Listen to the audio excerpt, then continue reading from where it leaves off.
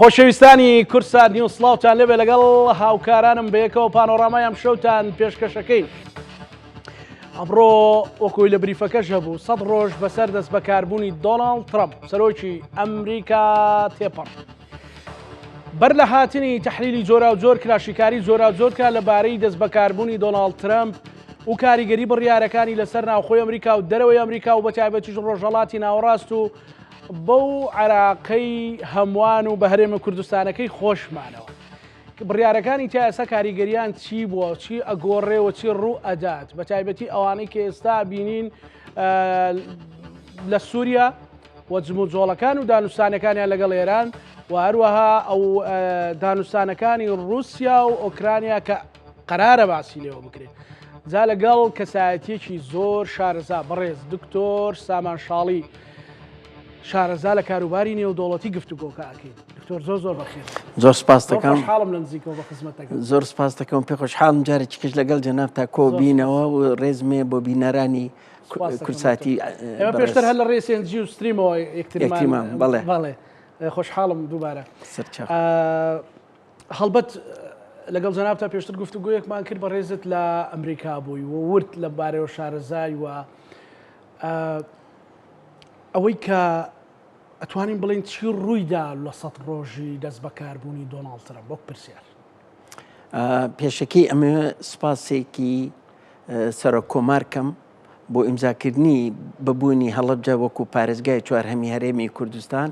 و پیرۆزبای لە نۆکو هەر لە هەڵەبجە لە هەموو خەڵکی کوردستانەکەم بم بۆنێەوە. بینە سەر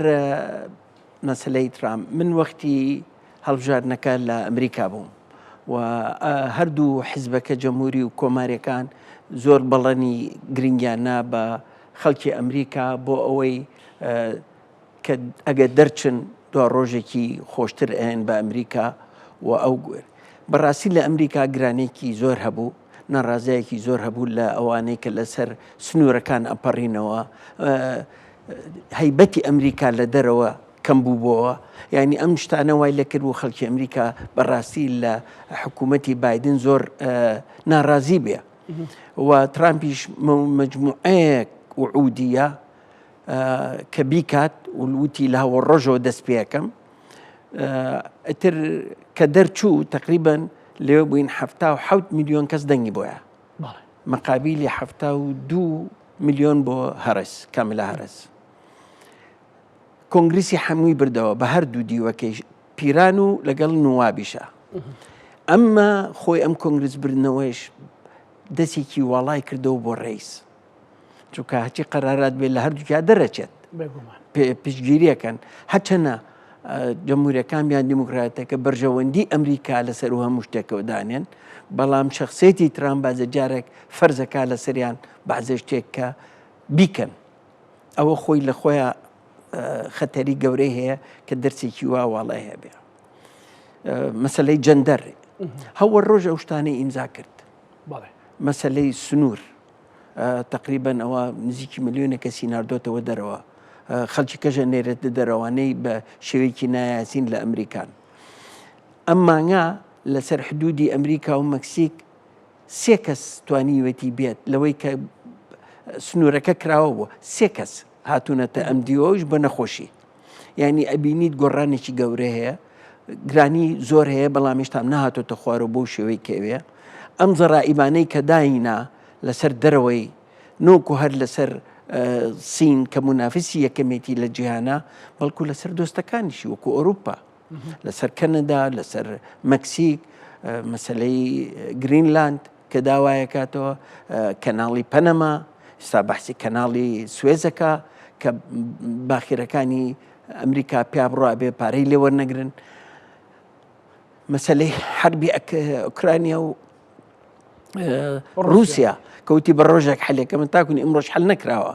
تەمان خەڵکەکەەوەی لەبیرێکێتەوە گەر پێشکەوتنێکە بێ حەلبیە ئەوەی لەبیرێکە کەوتێتی بە ڕۆژێک حەلێکە ئەوانەژەکە با لە خاڵ ئیجابەکانیەوە دەست پێ بکەین. ترامپ چی بەدەستێنا بۆ ئەمریکەکان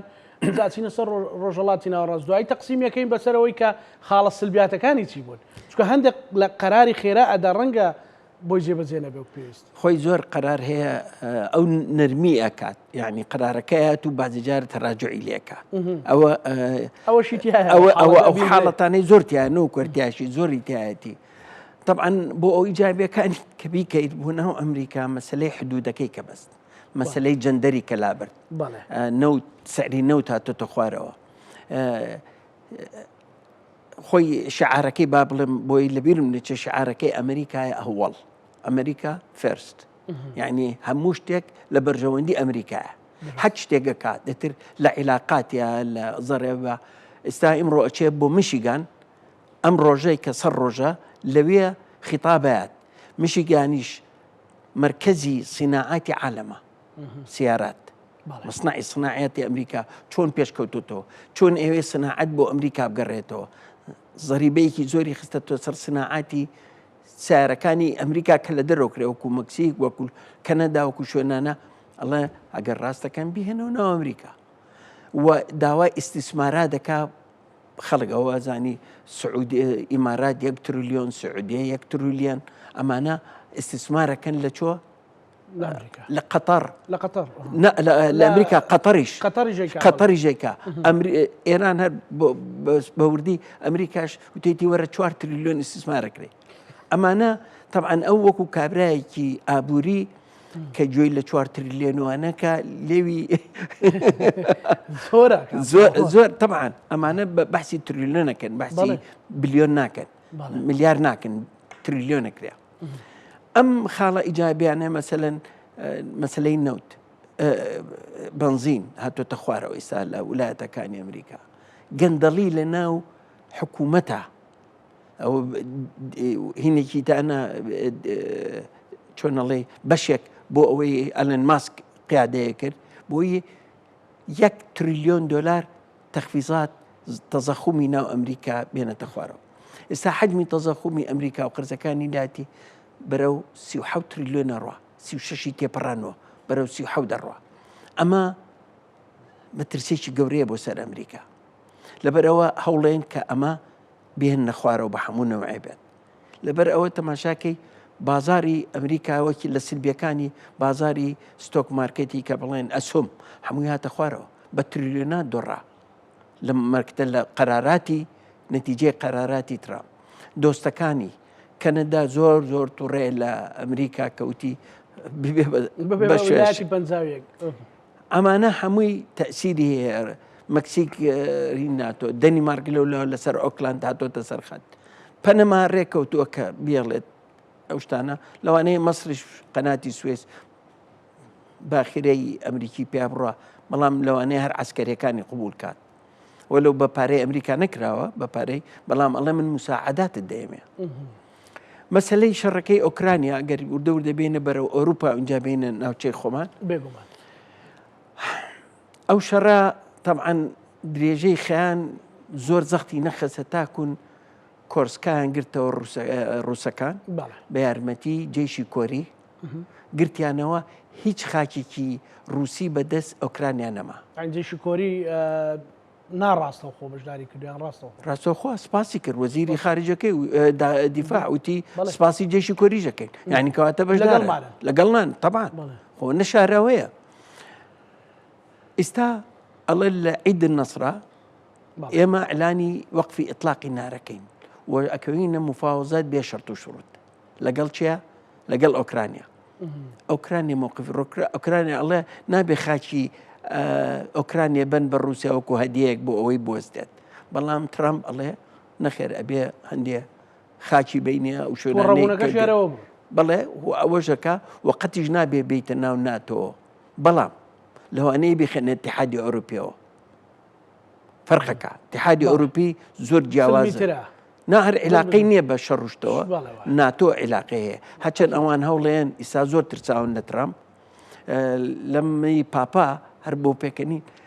زۆر ڕۆئەسایی جەمهوری خۆیان نەشاردەوە لە ترامپ نۆکو داوای شتێکیان لێ بکە نۆکو بیری کەوێتەوە بەزی گەشتێتەوە ئەو ئاستە لە وڵاتانە بەڕاستی ترساون ینی بۆیە گەر بیان بینێ لە شتێکە بانجیکە بڵێ وەرە تۆش تریلیۆنێک بێنە یان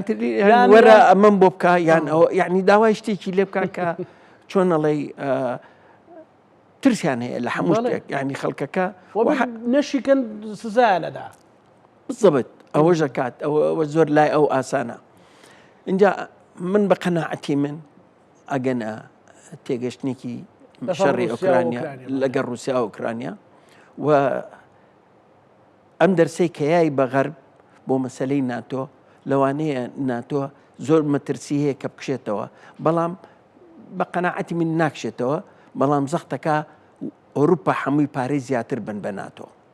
چونکە ئەبێ سەی سێی بەجدەکان بن ئەڵە من سەی سێم ئێوە سەی پێنج بن چونکە میزانەی ئەمریکا سەدەوەنەی ئێوەیە تێگە ئاخر زۆرە هەمووی عینەشت بن بەڵێ لەبەر ئەوە ئێوێ بیکە بە پێنج بە سێ بۆ ئەوەی نەختێ تەوازن خۆیم بە اقتصاد بیرەکاتەوە هەموو شتێک بە سەو قەرارەتەکانی اقتصاد بە سەو زەبینێ دۆلار دۆلار سەو زەبینێت و ئیش لەسەر لەو خەتا ئیژەکە یەیتە سەر بەرامبەر سین ئەوە مشکلەکەی ئەو شەڕەی لەگەڵ سینا زۆر زەحمەتە سین بەقوەتە اقتصادیان زۆر بەقوەتە تۆواز لە عسکەری بێن چکە شەڕی سین لە 48ەوە تاکوون ئیمڕۆ داخلیش حربێنە بۆ داخلیش نابێت بەڵام بە اقتصاد و بە زیرەکی توانیوێتی سەیتەرە بکاتە سەر عالم کاڵاکانی لە هەموو عالەمە تەئسیری زۆر بەقوت هەیە لەسەر ئەمریکا پارتی سایاراتە ئەلکترۆنیاتە زۆر شتە هەیە لە ئەمریکا ئەپڵ تەلەفۆنی ئەپڵ ئەماکان براندەکان هەمووی لە سین دروستەکە ئایفۆنەکان هەمووی لە سین دروستەکرێ ئستا دەرکەومە 50 دۆلاری تێچێ ئەفرۆشن بە 1700 خنمە فەرقێکی زۆر جیاوازە ئەو مارکانەی کە ئەفرۆشرایەوە لە دەرەوە جلەکان و جلی ئافرەت و جانتای ئافرەت و ئەوانە بە ناڵم ڕوبەحە نازانم بەڵام یەک سەی پێنجی ئەو سەعرەیە کە دێ سەی پێنج لەوێ ئەفرۆشی لەبەر ئەوە سین زۆر سەیتەرێک کردووە ئێستا سین زۆر بەرەو چۆ ئەڕوا بەرەو ئەوروپا و دەوڵەتانەی کە دۆستن لەگەڵیا زۆر بەوردی ئیشیان لەگەڵا کات عێلاقاتیان لەگەڵا کرد و 400 میلیاری لەگەڵ ئێرانە مەسەلەن کردوێتی لەگەڵ دەوڵەتەکانی کایکە حەلیفێکی بەقووەتی بەهێزی رووسایە نەوتەکەی دیەکرێ غازەکەی دیەکرێ ئێ مەسەلەی کە وای لێ هات خۆ دەزانی لە 1970ەوە هەموو کە کێسنجەر ئەعلانی کرد هەموو پارەی نەوت بەچێ فرۆشترە بە دۆلار ئەو وڵاتانەی کە گۆڕیان ڕوخان ئەوەیشیان سەدام حسێن بوو لە عێراق کە کردی بێڕێ ئەوە سەبەبی ئەساسی بوو تحریری عێراق و عێراق دەفرز ناکرێت ئەوە زەربەکە بوو کە لێیە سەدام اینجا ئەمان بیرەکەنەوە لەوەی پارەیەک دروستکردنەوەکو یورۆ کە دروستکار لە ئەوروپا مەقابلی دۆلار بەڵام نەیتوانی بشکێنێ سا ئەمان خەریکی برسکن کە پێنج دەوڵەت برسک عوملەیەکە رووسایە سینە ئەرجنتینە هندە و ئەفریقایە و زۆر دەوڵەتی کەش ئەوێ بچێتە ناو ئەمە عوملەیەک دروست دەکەن پشگیری بێ بە ئاڵتونەوە یعنی عوملەکە پشتەکەی هێزەکەی چی بێ ئاڵتون بێ مەقابلی وەختی خۆی لە 48 کە ئەلان کرا دۆلار بەقەدەر دۆلار ئاڵتون هەیە هەموو بانقەکانی دنیا پڕ بوو لە ئاڵتون لە دۆلار بەڵام لە 72 نیکسن ئەلانی کردوتی دۆلار خۆی دۆلارە بێ ئاڵتون ئەمانش هەمووی پڕە چی بکەن ڕۆشت لەگەڵا بوو بە عالەمی دوایی بترۆ دۆلاریان دروست کرد کە سنجەر دروستکردی سا بەحسم کرد برسکیش ئەوێ ئەملەیە دروست کرێ بۆ منافەسەی ئەوە بەڵام ترامپ هادووتی هەت کەسێ تەعامل کا بە برسک مسزای خەمە سەر خاصن مازە دەوڵەتی عەرەبی و ئەوانە ویستیانە بچنەوەنە ترسێکیان پایە کرد بەڵام ئەوان هەر ئیشی لەسەرەکەن مەسلەی سوفت کە بەکاریانێ لە بانقەکان ئێستا کە تەسیری هەیە لەسەر هەموو بانقە عالم سین و رووسیا ئەوانە سوفتێکیان بۆ خۆیان دروست کرد تەعاملی پێکەن لەگەڵ بانقەکانی خۆیانە بۆی نەچێتە ژێر ئەو سزانەوە یعنی محارەبەی سین زۆر قورسە بە قەناعەتی خۆم لەوانەیە پێشتر ئامادەکاری خۆی کردو و تێپەڕیوە لە ئامادەکاری ئەو سزای خستە سەر 145 ئەم 125 خستە سەر ئەوە وەزارەتی داخلی ئەخین خەزینەی ئەمریکی ئەڵێن ئێمە ناتوانین ئەم هینانە ئەم زەریبانە بهێڵینەوە بتوانین بەرگری بکەین ئەبێ هەردوو لە ئەمە لابن هەردوو لای بن یعنی داوای کردو کە لا برێجین ئەمە زۆر زەختێک خاتە سەر سین پێشتر ورد ئیشی کردو پوینت بە پوینت ئیشی کردو سین ئامادەیە ئەزانێ بای چۆن بیرەکاتەوە بەڵام زەرەر لە خەڵک ئەچی نەتیجە خەڵکەکەیە تۆ کوێ کرێ مثلا ئەمە ئەکریت بڵێن ئەم پرداخە ئەکریت لە سین دروست دەکرێ بای $10 ئەگاتە دەست مواتنەکە بە $10 تۆ سەی 45 بکەیت یعنی ئەبێت $1 و 45 بخەیتە سەر زەریبە وایە نییە کە ئەو $45 من ژێکردمەوە بێ بخەمە سەر چیە خەڵکەکە دەکەواتە لە مەعاشی کەمە بێتەوە لە ئیمکاناتی کەمە بێتەوە ئەوەیە زەریبە کە جیا ئەەکەیت هەر زەریبە خەیتە سەر خەڵک ئێتوانای خەڵک کەمە بێتەوە ئیمکانیان معاشی شەرۆک و خۆی بێ مەسەلەن تێگەیت لەبەرەوە زەریبە زۆر خەتەرە ئەوەشی بینین لە کوردستانیش ئەو مشکلەیەمان هەیە دروستمان کردو خەڵکەکەش ناڕازیەکی زۆر هەیە هیواداریشن بە سیستەمی زەریبی لە کوردستانی شابچینەوە با نەژین سەر کوردستان هێشتا بەمانە اینجا ئەگەر بیتە سەر دەوڵەتە عەرەبێکە اینجا بینە سەر ناوچەی خۆمان طبعاً کەوتم ئەولەویەتی ئەمریکا ئەولەویاتی هەیە ئێمە پەلەمانە خواخۆمانە لە عێراق شتێ بێت و ئێران شتێ بێت نە ئەو ئەولەویەتی هەیە ئەولەویەتی ئەو ئیسرائیلە ئەمنی ئیسرائیلە غەزە تاوەکە مشکلەی غەزە تاوەکە حزب الله نەمێنێ سووریا ڕۆی ئەمانە دەست و قاچی چێ بکە ئێران وە کردیشی لاوازی کرد لەو منتیقانە هەمووی لاواز بۆ ئێستا ئەوەی کەماوێتەوە حوتەکانە خەڵک بەتەما بوو لە عێراقیە من وەختی خۆش وتم لەوانێ لە حوتەکان با پێش عێراقیش و بالفعل دەسی پێکرد بۆ چونکە مەمەڕی بابل مەندەب زۆر گرنگە بۆ قەناتی سوێس و بۆ شت کاڵا ئەچێ بۆ ئیسرائیل حوتەکان ئەویان هین کردووە چونکە ئەو ئەعلانیان کردوتی بابل مەندبمان بەدەستەوە هورمزیشمان بەدەستە هینی خەلیجە عەرەبی ئەوان پێڵەن خەلیجی فارسی ئەمان دەڵێن خەلیجی عەرەبی با بڵێن هەر خەلیج ڕێکە و ڕۆژێک ئێستا لە حوتەکانەیە لە باەتی ئەو باخیرانەی لێوێ بڕە ئێستا ڕۆە بە دەوری ئەفریقاوە چێتەوە سەرەوە ئەنجاوی کە بچێت بۆ ئیسرائیل ئەچێتەوە ناو بەحریە حوتەکانی هێشتا کەم پێلاواز بووە ئەزانین چی زۆر عەزیەتیاون ئاخر حوتەکانی خۆشیان ئامادە کردبوو ئەوانیش شتیان شار بووانە بەڵام ڕۆژ بە ڕۆژ لیانێن و ئیسرائیلیش خۆ دەزانی کە ئیشێگە کات وردەیکات ئیسرائیلش لەگەڵیانە عملیات کراوە گەورەترین جوبەی سلاح لە شەرقی ئەوسەتا ئەمریکا هەیە بێ لە ئیسرائیلە هەر جوبەکەی بۆ کاتەوە بڵە بڕۆ وایە وێنێ لیانەت هینیان نەکات ئەوێ جارێ ئەو منتقەیەش نەجادە بەنسبەت ئێرانە مفاوەزاتی نەوەوی لەگەڵاکە ئەوە دوو جار مفاوەزات کرا ئەم جوانەیە لەوانەیە هەر بێ بە مباشر یعنی خەڵکی لە بەینا نەبێت ئێران سیاسەتی گۆڕی ئێرانیش تێگەیش لە پێوت لە 79 کە شۆڕشی ئێران دەسی پێکرد لە زمانی خومەینی ناوی نابوو چی شەیطانی بزرگ الشەیطان الئەکبەر وەنیە هەمومان نەزانین ئەوە ئیمڕۆ لە شەیطانی ئەکبەرەوە هەندێک کەس لە ئێران ئەڵێ ڕەجل السەلام بە ترەمپ ئەوە گۆڕانێکی نەوعیە هەچەند خامنەئی وتوی ئەم نەتیجەی نابێ لەگەڵ ئەمانە بەڵام زەختیان خستە سەریکە بێ ئەم مفاوەزاتە بکرێ ئێران سیاسەتی دائما من ئەڵێم سیاسەتی فەرشەکەکە سیاسەتی ئەوان لە مفاوەزاتە هەچێ بدۆڕێنن لە ساحەی شەڕە لە مفاوەزاتە ئەیبنەوە زۆر زیرەکن ئەو سیستەمی ئەوان ئەبێت دیراسە بکرێ بەخوا بێ لە زانکۆکان دیراسە بکرێت چۆن مفاوەزە ئەکرێ سیاسەتی فەرشەکە چییە؟ تۆ تەماشایەکەی فەرشێک دروست دەکات 3 ساڵ 4 ساڵ بەدەستێوێتی کابرا سەبری هەیە قەزدەکە لێرە سەبری هەیە پلە ناکە بۆ پێڵێن سیاسەتی فەرشەکە بۆیە پێڵم سیاسەتی فەرشەکە ئەوەیە سیاسەتەکە پلە ناکە ئەوەی خۆمان هەفتەیەک دە ڕۆژدانێت تااقەتێکێ و ئیمزاکە ئەو لەسەر وردەکاریەک هەتاکون ئینتیفاقی 2015 هینی نەوێکە ساڵ و نیوێک 6 دەوڵەت مفاوەزاتی لەگەڵا کرد 6 دەوڵەت ساڵ و نیوێک ئینجا ئیمزای کرد کە ئیمزاشی کرد ئەو براوە بوو 400 میلیاریایە ئۆباما پارەکەی کە لەوێ بوو رایەوە بۆ ئێران قووەتی اقتصادەکەی بە قوت بووە هەتاکون ترامپ هاوتی وەرن بۆستە لای برد ئێستا ترامپ ئەڵێ مفاوەزاتی لەگەڵاکەم بەڵام ئیمڕۆ ئەعلانی کرد ئەڵێ ئەگەر هاتو مفاوەزەکەنێ من لەگەڵ ئیسرائیل شەریکە بم لێیە.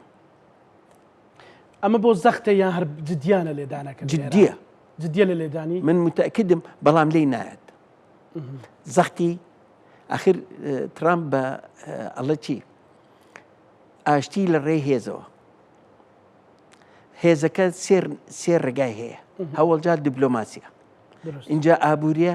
اینجا عسکەریە. عسکەرەکە چییە؟ ئەخیرەکەی لەبەر ئەوە ئێستا لە دانوستان هێشتا دوو مەرحلە ماوە بۆ شەڕەکە، لە دوو مەرحلەیە بە قووەترین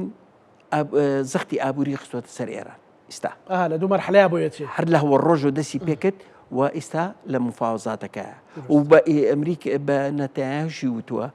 کە چوو بۆ ئەمریکا پێی وت ئێمە نامانوێت لە ئێران بین، تۆ نابێ هیچ بکەیت تاکم بزانین نەتیجەی مفاوزاتەکە چییە. پێت وایە نەتیجەی ئەبێ دکتۆر؟ من بە قەناعەتی من ئێران زۆر زیرەکە پێکوتیشم بۆ مانەوەی خۆی هەموو شتێکەکات، بۆ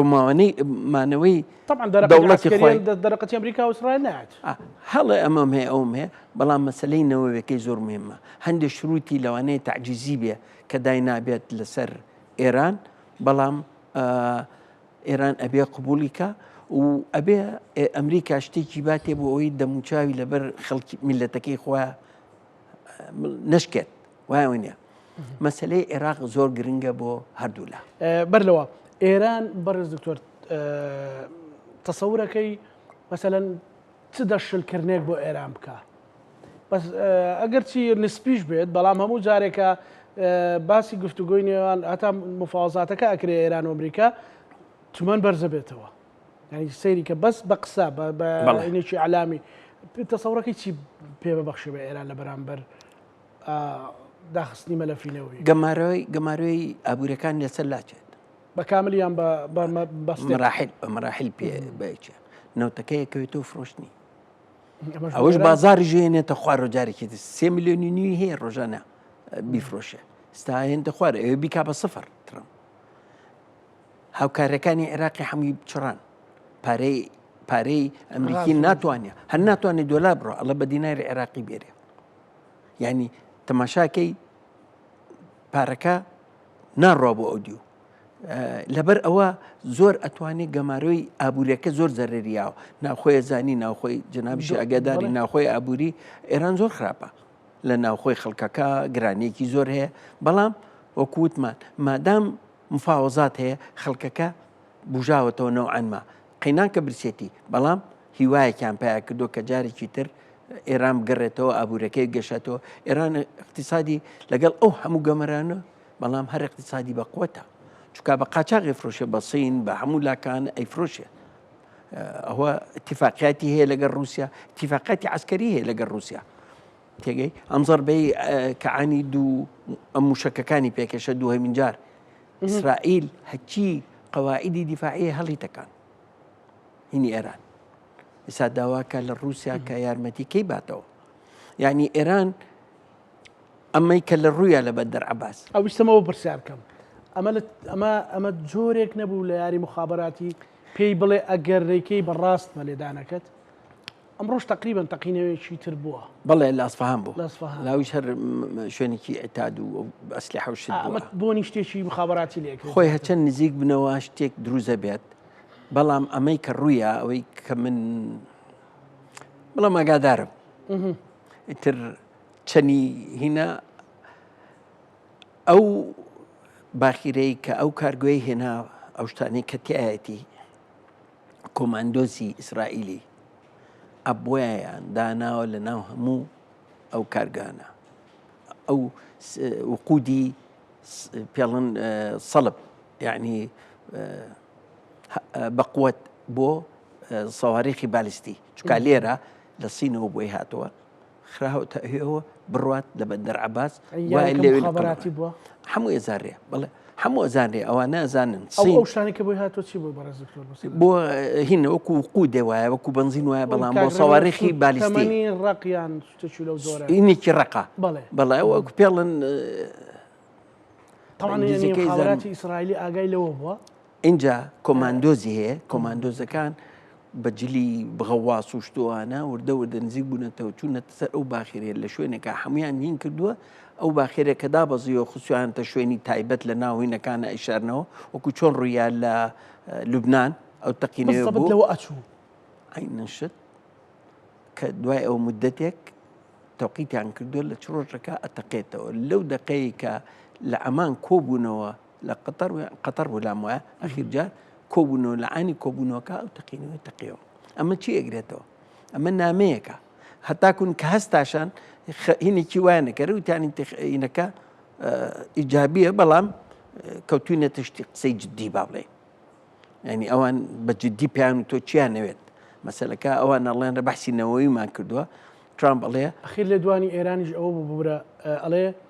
کەم تەرخەمی ئەمنی هەبووە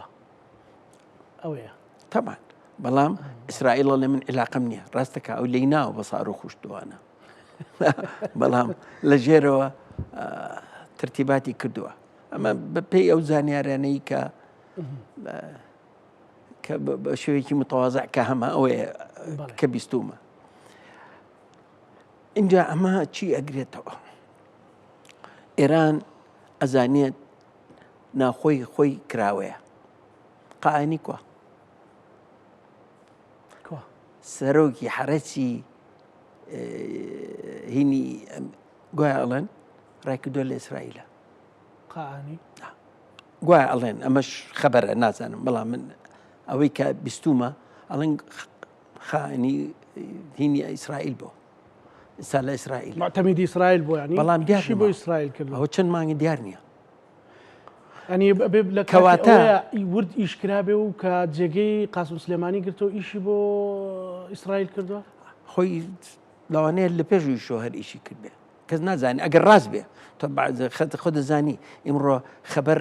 وا بڵاوە بێتەوە کەس نازانی ڕاست و درۆکان چییە بەڵام ئەوەی کە من بیستومە ئەوەی کە دیار نییە بەعزە شتێکەیە بۆ دیار نییە ئایا لە ئێرانە گیرا و تحقیقی لەگەڵاکەن ئایا ڕاستە چۆتە ئیسرائیل تر ئەمانە دەرەکەوێت چکە خۆ دەزانم مدەیەکی زۆرە دیار نییە بەڵێ کەمە بوو جارێک گوتیان بریندارە جارێک گوتیان نەوعێکە خۆ بە لە شوێنێک نیشان بدرێ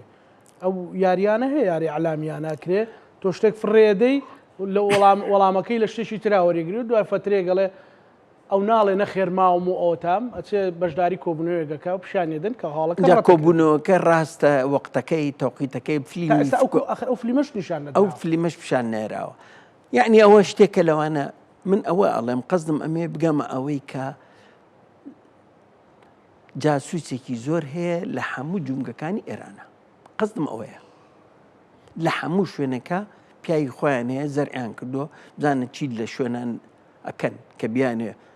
چەند تەنیان ئەوراقی نەوەوەکان نەدزی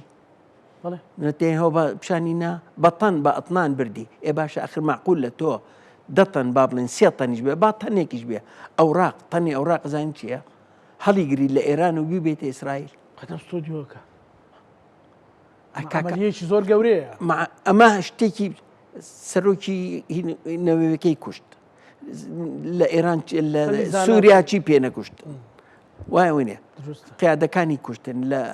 هەمووی ئەوان لە لوبنان ماڵ بە ماڵە گەڕێ دۆزێتەوە ئێستاش تێگەی کە بیانەوێ ئەیکەن ئەمە قووەتی ئیسرائیلە ئێران ئەوەژە زانێت کە اختراقی ئەمنی هەیە لە ناو خۆیان ئەوە عێراقیش کراوەیە اختراق لە هەموو شوێنە کراوە بینە سەر عێراق بۆ ئێران چەنە و بۆ ئەمریکا چەنە ڕێک ئەجا لە خیرا بینە سەر کورد کەواتە عراق بۆ ئێران ئێستا کە هەموو ڕێگە ئابوووریەکانی لێداگیر کراوە بەڵام زۆر جارەڵەن حوشەی ئەو دیوی ئێرانە من ئەڵام ئەو مریشکەیە کە هێلکەی ئاڵتۆنی بووەکە عراق بۆ ئێران ئەو حربەی تەمویلی سووریا و تەمویلی لوبنان و یەمەن هەمووی لە عێراق دەرەچوو هەموو شتێک ئەنی ڕاستە ئەوان 7 میلیۆنیان ناینێ بەڵام 7 میلیاریان لێ سەنینەوە عەلەقەل اقتصادەکەش بە قووەتە لە بینی ئێران و عێراق دراوسێمانە خۆ ئێمە حەزەکەین خۆیان هیچ ڕوو نەدا کاوان دراوسێمانە بەڵام حەزەکەین ڕێز لە سنووری عێراق بگرێت وای وێنێ ئێمەش دراوسێمانەوە هەرە بێ عیلاقەمان نەبێ و عیلاقەیەکی باشی دۆستانەمان نەبێ لەگەڵ ئەوانە لەگەڵ تورکیا هەرێمی کوردستان ئەو تەوازونەی ڕاگرتووە. بەڵام بەنسبەت ئێرانەوە عێراق زۆر گرنگە. مەسەلەکار پارەکەش نییە، مەسەلەکە ڕۆحیە، دینیە، کەلتوریە. قیاداتی ساشیعە هەمان لە ئێران بوون، یعنی یەک دوانێکیان لە دەرکە کە لە سووریا بوون، مالێکی ئەوانە لە سووریا بوون، بەڵام هەمان لە ئێران بوون. لە ئێرانەوە ڕایان کردێتەوە سیریا با بڵێن. ئەم سەیتەرەی کە هەیەی مشکلەیە. اینجا دوو مەکتەبیش هەیە ئێستا ژوایە بەڵێ مەکتەبی قوم هەیە لە دیانەت مەرجعەت بێ یان نەجەف. نەجەف خۆی بە گەورەتری زانێت لە قوم، بەڵام ئەوان ئیمامیاندان ئەو سستانی لێرە بوو، سستانی لێرەیە. هەندێک ئەچن بەرەو مەدرسەی چوە نەجەف، بەڵام زۆریشان ئەوان ئەسڵیان ئێرانی، ئەوە ئەسلیان عێراقی سستانی خۆی ئەسلیشی لە هینەواتەوە، لە ئێرانەواتەوە. یعنی ئەوەشە ئایەتوڵڵاکانیشمان کە عێراقین ناچنە پێشەوە. ئەوەش مەید ئێن ئێرانە هەمویان لە مەکتەب لەوێ تەخەڕوجەکەن، لێرش تەخەڕوجەکەن. مەسەلەن ئەوانەی کە هەبوو موسە سەدر، عەبدولعەزیز حەکیم، ئەوانە کوژان، ئەوانەی کە سەر دەرێنن شتێکیان بۆ دروست دەکرێت و ئەڕۆن. ئەوەی کە ماوە بەحسا بۆتەنیە سەدر ماوە. اینجا ئەمریکاش ئەوێ سنوورێک دانێ بۆ ئێران دەست لە عێراق هەڵگریت، نابێتە دەخۆلی شوئونی عێراق بکەیت لە ناو وڵاتی خۆتە. ئەمریکاوی تێگەر ئێمە یارمەتیێن ئێران توانێت بێت دەوڵەتێکی عوزما، بەڵام بەم شێوە نا، وەرە خزمەتی خەڵکەکەی خۆ بکە، وڵاتەکەی خۆ پێشخە لە زۆر ڕوویکەوە. بەڵام عێراق ئەمریکا دانێ بە وابەیەکە بۆ دەوڵەتی دۆستەکانی هەموو خەلیج، دەوڵەتەکانی خەلیج، ئوردن، سووریا ئێستاش هەر خۆ دەزانی هەموو ڕۆژێ کێشەیکە ئێمڕۆ دروزەکان لە جەرمانە بەڵێ ئەوە بووە 20 کەس کوژراوە ئەڵێن زیاتر. ئەمە ئێشتام ئیستقراری تیان نەبووە. ئەمە هەمووی زەختێکە لەسەر چییە؟ لەسەر شەرع. خۆشکێنەرەوە بەرە تورکیا نەڕۆیت. تورکیاش هەیە ڕاکێشە بۆ لای خۆی، ئەویستی قەواعید دانی ئیسرائیل هەچی مەتاراتە هەڵیتەکان. ئەی دروزەکان تقریبا دەبێت بڵێن دەستی ئیسرائیلن. ئەلانیان کرد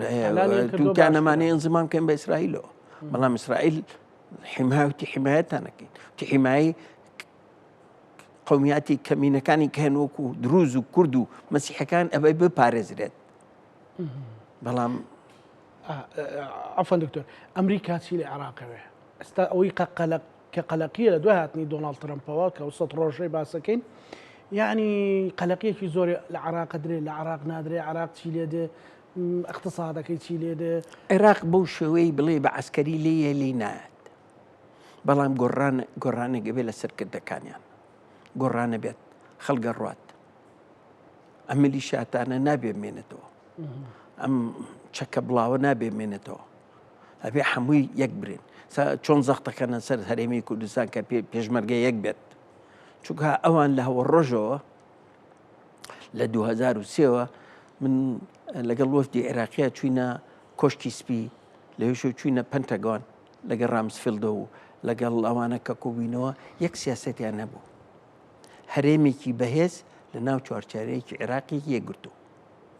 تا ئێستاش بەردەوامە. ئەم سیاسەتە بەردەوامە، ئەبێ ئێمە شتێ بکەین. وە تێشی گەشتوونیستا کە ئەبێ ئێمە خۆمان ناوخۆی خۆمان بەقوت بکەین و عێراقیش ئەو نامەی پێگەشتووە کە ئەمریکا ئەیەوێت ئەو هەرێمە هەرێمێکی بەهێز بێ، چونکە تازەترین نمونەیە کە ئەمریکا هێنایەتی ناوچەکەوە وەکو فدرالیەت، هەچەنە بە شێوێکی غێر فدرالی ئیمارات هەیە نمونەیەکی عەرەب کە بەڵام ناوەکەی دەوڵەتی فیدرالی نیە، ئیماراتە و پێکەوەن. ینی مەرجەکەی ئەوێ تەنها کۆمەڵێک سەرکردە و میلیشیا بڕۆن، ئەوانە بڕوە عیلاقاتی لەگەڵ ئێرانە دزینە بێت، یعنی مەسلەی میلیشیاکان گەورەترین هێزیان هەیە. کاکە ئێستا حکوومەتی عێراق کواسیا دەکەی بۆ ئینتیخاباتە تەسفیانەکەیان هەمووی گەڕاوەوە سەر ئەم هەڵبژارنە، گوایە ئەم هەڵبژارنە هەمووی ئەبێت دەرکەوێت. اینجا ئەگەر هاتوو ئەوە ڕێنەکە و ئەو مفاوزات بکەوێت لە ناوخوا ئینتیخاباتیش ناکرێت. ئەوەش هەیە مفاوزاتەکە ئێران و ئەمریکا بکەوێت. بەڵێ، چونکە ئەبێ بە مەشاکیل لەناوە ئەگەر مەشاکیلێکی گەورە دروزە بێ بۆ ئێران تەمان ئەویش لە لەوانەی ناوشەوە تەسیرەکە لەناوە چونکە ئەمانە هەمووی پرۆکسی ئێرانن وایە نیە بەکاریان هێنێ. باشە کورد هەرێمی کوردستان پۆینتی چەندەمە لە ئەمریکا و ئێمە هیچ مەساڵەحێکمان دروست کردو بۆ ئەمریکا یان لەکوێیە جغرافیەن لەبەرەوەی دراوسی ئێرانین یان لە ناو عێراقین یان نەوتەکەمان غازەکەمان لەکوێ ئێمە توانین دۆست بین بۆ ئەمریکەکان قەزی ئینسانیەکە نەماوە ترەمپ باشکرا و تیمە پۆلیسی جیان نین مەسەلەی ئینسانی نییە کاکە لە 92ەوە لە 91ەوە تاکون عەفوەن تاکون ئێستا لەنەوەیە کە ناوچەی ئارام دروستکە فەڕەنسا و بەریتانیا یەکەم و فەرەنسا و اینجا ئەمریکا ئەو قۆی تەحالوف فەرماوە ئەمریکا قیادەیەکە ئەمریکا هەرێمی کوردستانی پاراستۆ لە 91ەوە تاکون ئیمڕۆ وایە وەنیە مەقابلی چیمان بۆ کردووە ملیاراتی تیا سەرف کردویت بە ئەگەر تەیڕان بێ ئەگەر مەسرەف بێ ئەگەر تەدریب بێ ئەگەر سیلاح بێ هەموو شتێک پارەیەوە ئێستا شەو مانگانەمانە بەڵێ مانگی 20 میلیۆن زیاتر دایەتێ ئەمە بۆچی ئەیکات وەنیە کورچی کردو مەقابل بۆ ئەمریکا ساڵە شەڕی داعشمان بۆ کردو کاکە شەڕی داعش تۆ دیفاع لە شەرەفی خۆ کردووە ئەو هاتووی یارمەتی داوی وەنیە هەموو عالەمەزانەیە کە هەموو عالەم چوون دیفاعیان لە شەرەفی خۆیان کرد بۆ ئەوەی بپارێزێت لە داعش و داعشیش زانین چه ئافاتێک بوو وایە وەنیە ئێستا زۆر دەترسن کە هاتو ئەمریکا بڕاتە دەرەوە دروست بێتەوە جارێکی تر هەر لە ناو خۆیانە دروستی کرد دوێنێ لە گەرمیان کۆماندۆ کۆمەڵێک مۆڵگەی تەقاندوتەوە لە خۆ سازدانەوەیان ئەم سیلاحانە لە چۆیێت لە چۆ نەقلیانەکەن چێ ئەیان با چێ ئەیان هێنێت باش تەمویلیان لە چۆیێت ئەم داعشانە ئەمانە هەمووی پرسیارە ئایا وەکو ئەڵێن ئەمریکا هێشتۆتەوە بۆی پشگیریان بکە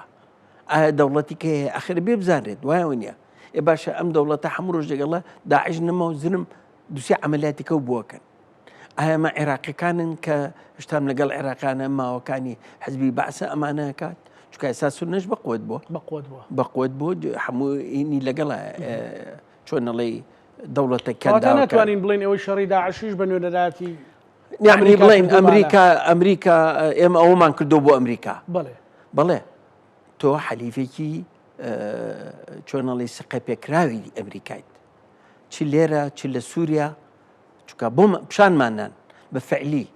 دۆستیانین چونکە تاکون ئیستاش عسکەرێکی ئەمریکی بەدەست پێشمەرگی ئەگەر شانازی پێوە بکەین ڕەنگە ئەوە بێ پێکەوەژیانیش ئەی پێکەژیان کاکە حەچی لە شەڕی لە زەرقاویەوە لە شەڕی داعیشەوە هەموو ئەو کەسانەی کە هاتن بۆ چۆ هاتن بۆ سلێمانی بۆ دهۆک و بە هەولێر وا بووە نەبوو دەرگا و ماڵەکان نەکرایەوە ئێمە ئەمە ئیسپاتەکە کە کورد لەگەڵ ئەو کاری ساتانەی بەسەر ئێمە هاتووە ئاخر تۆ جوو بگرە ئەوە ئەمریکا ئەمشانە مهمە طبعاً ئەوە پێکەوژیان نمونەیەکی جوانی ئێمە دیموکراسیەتە ئەمە کەم و کوڕمان هەیە لە ناوخۆ ئەزانین هەمومان نەزانی بەڵام دیبلۆماساتی دەرەوەمان زۆر سەرکەوتو بوو لە ناوە زۆر سەرکەوتو نەبووین بەواقع بین ئەوەی فەرمەوە لە مانگی دەوە انتخابات کراوەشتم نەمانتوانێ حکوومەتەکە تەشکیلکەین لەسەر ئەم کورسی ئەو کورسی وایە وەنیە لەبەر ئەوە هەوڵەکە لەبێ لە ناو خۆمان نابین ئەمریکا هەیەوێت تۆ بکا بەشت بەڵام ئەگەر خۆمان ناتیان نابێت ناتوانێت چی لێ بکە لە ناو عێراقا لەو دۆخەیە مثلەن ئەمریکا بۆ هەرێمی کوردستان بە یەک چاو سەیرەکە ئەوە نیە بڵێن یەکێتی نا بە یەک چاوە ئەوە نیە دیعایات هەیە نا ئەوە نیە مثلەن حتا بە تەفاسیلتر بم قسەیەک هەیە مثلەن من گەلێک جار پرسیاری لەسەرەکەم بەڕێز دکتۆر هەندێک مثلەن منافەساتی حزبی هەیە پێیان وا بوو کە یەکێتی لە بەرەی مقاومەیە ئەوەی کە بەڕێز زانیاری تێ و چاودێریەکەی پێت وایە مثلەن یەکێتی لەو دۆخەوە بچێتە ئەوە بڕوان ناکەم چێتە بەرەی مقاومەوە چونکە ئێمە خۆمان جارێ ئەبێ خۆمان پارێزین بەڵام لەبەر ئەوەی لە ئیطاری تەنسیقیە ئەوەی پێکەن پارتیش لەوێیە بەڵام ئەو زیاتر عیلاقاتی هەیە لەگەڵ قیاداتی با بڵین شیعەکان ڕەنگە بلانێکی ناوخۆی بێ شکاتکاری ناوخۆی بڵێ ئەو شتانە هەیە بەڵام بە قەناعەتی من یەکێتی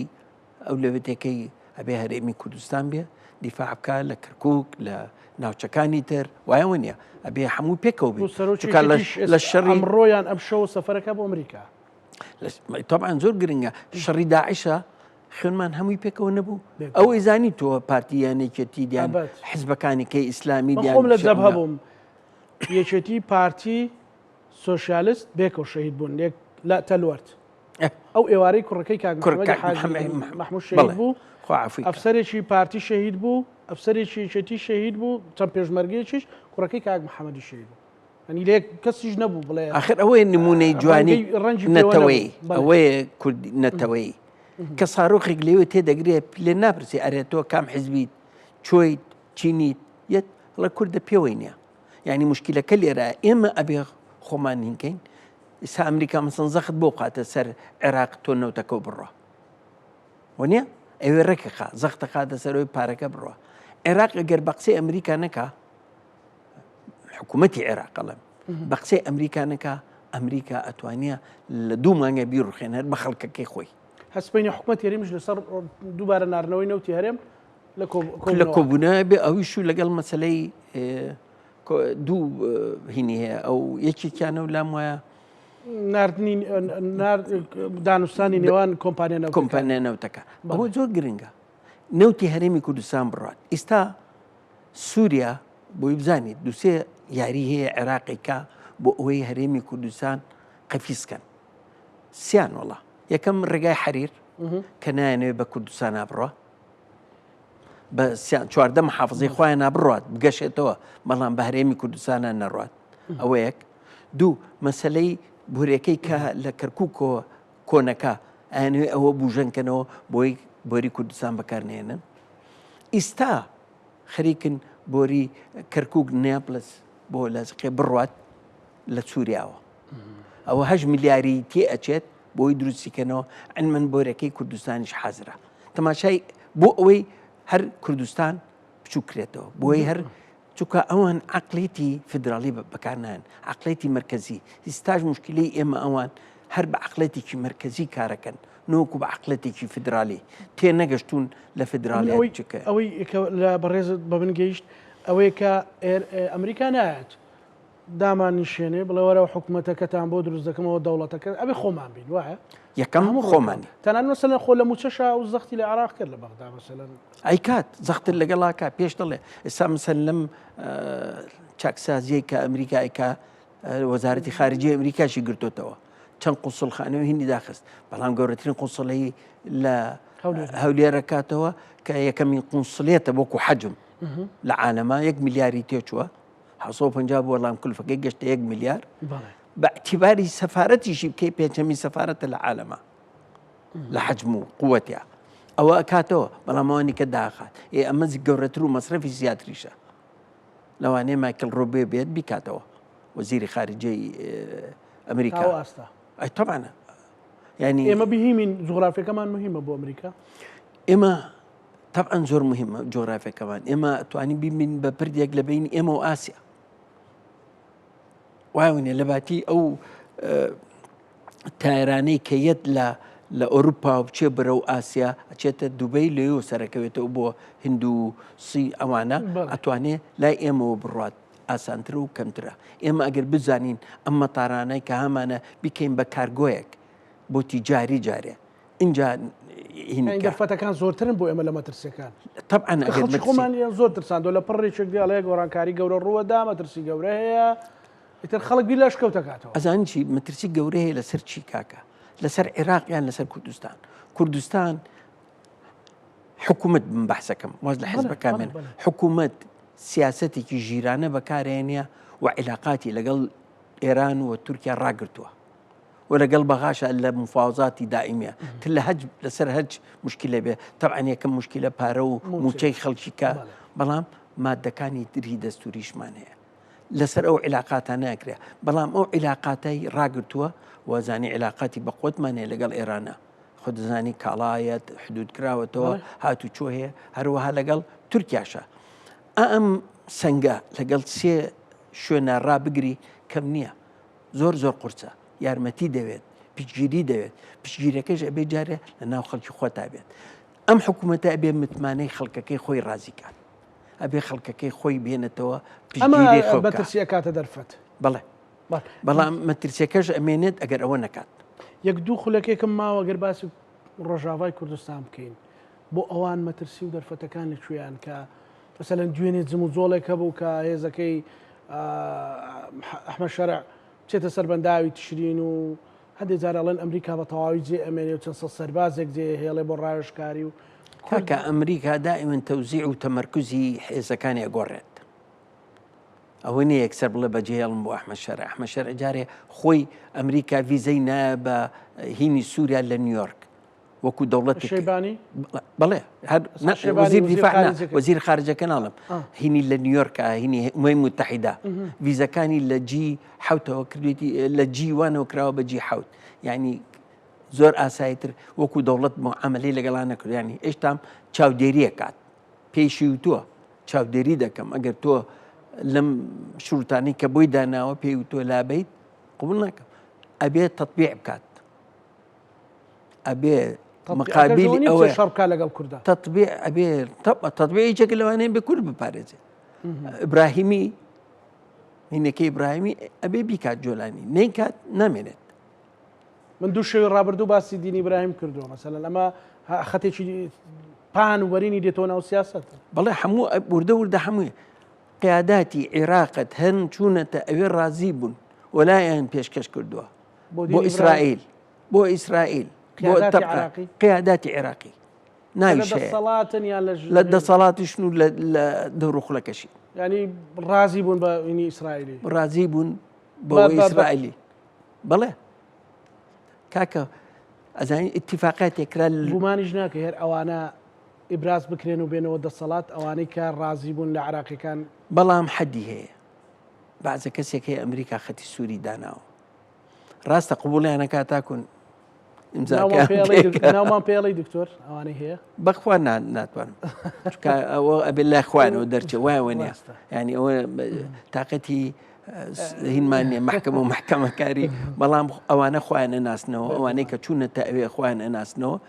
کوردیشی تایە نۆک هەر عەرەبەکان کوردیشی تایە و قەناعەتی من ئێمە ئەبێ خۆمان من مهمترینشت ناوخۆی خۆمانە و هیواداریشم پارتی و یەکێتی بەڕاستی بە یەک دەنگی حکوومەتەکە دروستکەن چەند زوو بکەن